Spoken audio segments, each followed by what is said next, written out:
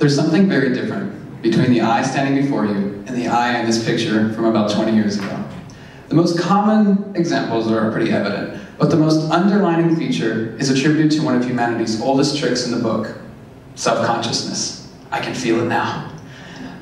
Enter my Tinder profile picture, a combination of Sex Panther and Magnum. 9-year-old me didn't know what being self-conscious was, but this guy sure did. Identity, pride, ego, or simply self came for me 20 years ago and hasn't left me since. Growing up as a Christian missionary kid, I was all too familiar with Christ's message of dying to self. But under that umbrella of religion, I never truly grasped what that meant. And by my early 20s, I had pretty much lost my childhood faith. In 2011, I discovered a TED Talk by acclaimed actress Thandie Newton, where she described her own personal struggles with identity, and also her realization that the self is a projection of other people's projections. Now that was a very influential discovery for me because it was the first time I realized that there is another side of dying to self outside of my faith as I grew up with it, and no less from a secular viewpoint. So I assumed the role of philosopher, and I spent the next decade or so discovering what it meant to find the nature of self in the world. So from the standpoint of religion, the dawn of mankind was a pretty turbulent time. Most notably, in the fall in Adam and Eve, both assume identities that project false and judgmental senses of self onto each other. More importantly, they became self-conscious. Evolutionists and secular humanists see the emergence of self coming from symbolic thought, when mankind's earliest ancestors collected trinkets that resembled nature, but more importantly, themselves. Next stop was Stoicism. Everything about these rock stars screams die to self. Literally, one of them shoved rocks in his mouth to overcome a speech impediment to become one of Athens' greatest orators. The Stoics believed that rising above self was the highest level of righteousness a human could aspire to. Now, with religion, this is one of the oldest in history. And what I've found is that at the core of Hinduism is rising above self and reconnecting with your truest self. And that is by connecting with the Atman. And Buddhism is the opposite, where it actually reflects on anatta, which is non-self. So by dissolving this illusion of self, you become free, as Buddha taught. Now, I wanted to understand for myself what that meant in the context of Buddhism. So I went to a 10-day meditation course known as Vipassana, where I actually uncovered the nature of this whole technique. And what I realized is that after 3 courses, my body felt like an electrified circuit board of sensations, leaving me slightly dazed and confused as to what the end of self was supposed to look like. But it kind of bridged the gap for me between these Eastern and Western approaches to ego death, because I found out that both Christ and Buddha spent 40 days in the wilderness uncovering what it meant to conquer self. And in Judaism, I found that the oldest character in all the scriptures is Job, who was blamelessly before God, but allowed by Satan to strip him of everything to expose the one thing between him and God, which was pride, the attachment to self. And Judaism was basically completely dominated by this subject of ego. And it kind of even infiltrated the whole realm of Christianity and Judaism with this whole notion of self basically hindering the progress of unity between the two over a figure that stood for the opposite of self, who was Jesus. Now in Islam. Islam came onto the scene in kind of a time right after Judaism and Christianity. And Muhammad's message echoed the unifying principles of ego death. But under the umbrella of, another religion, it threatened both Judaism and Christianity. And it came under attack, and it quickly became just another opposing force, even though it was very much bound to that same concept of ego death.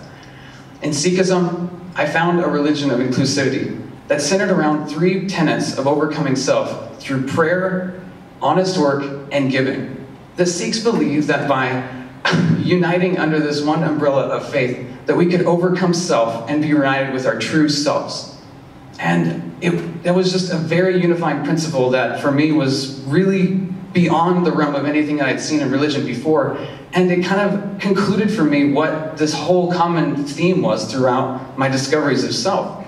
That we are all victims of this same illusion of self. And that really, our diversity is a beautiful thing.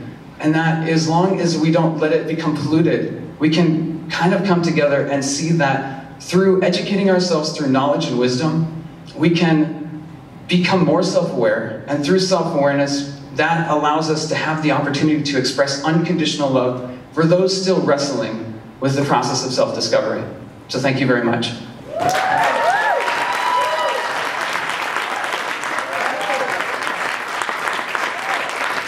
Well, I know as a guy with no ego, you don't want to hear it, but great job. I really appreciate it. So, I know it's ironic to follow a talk on losing ego with the idea of social media, but I do want you all to get out your phones and check into the event, post with hashtag IgniteDFW10. In fact, we can take a giant group selfie right now to really rub in. How about that? Because my name is Ellen. All right, everybody wave at the camera. Say hi. Woo, that was weird. All right, let's try it again. Hey. All right, because clearly I was, anyway, thank you guys. But seriously, please post hashtag IgniteDFW10 to help us share this movement where everybody has a story. I would now like to introduce you to my friend Dan Hooper. Dan has been active in the business and civic communities of Dallas since moving here in 1979. In business, Dan has been a turnaround and growth specialist for Fortune 1000 and high-growth companies. Dan has had a long passion for education, and he founded Scholarshop, Inc. in 2009 to meet a critical gap for at-risk students failing to earn career-ready degrees in higher education. Dan met his wife, Martha Jones Hooper, at Vanderbilt University, where they both graduated in 1978, Dan with a degree in engineering. They were married in 1980 in Dallas and have 2 grown children and 6 grandchildren. As Dan has said, grandchildren are the best. It's the one thing you hear about for years that's not overrated. And as we talked about at the beginning, entrepreneurship is the vehicle through which you see challenges as opportunities. And so Dan is here today to tell us about our education blind spot.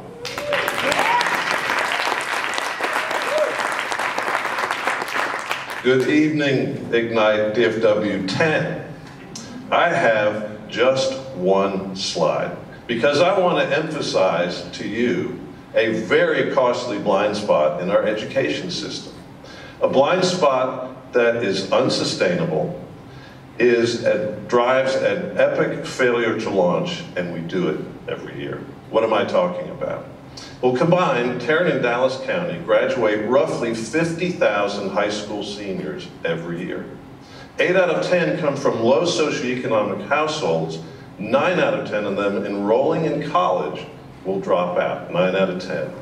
So it's like we take 40,000 high school graduates from North Texas every year on the verge of exiting poverty, and we put them back in worse off than they were before. You see, the average dropout will have $25,000 in debt.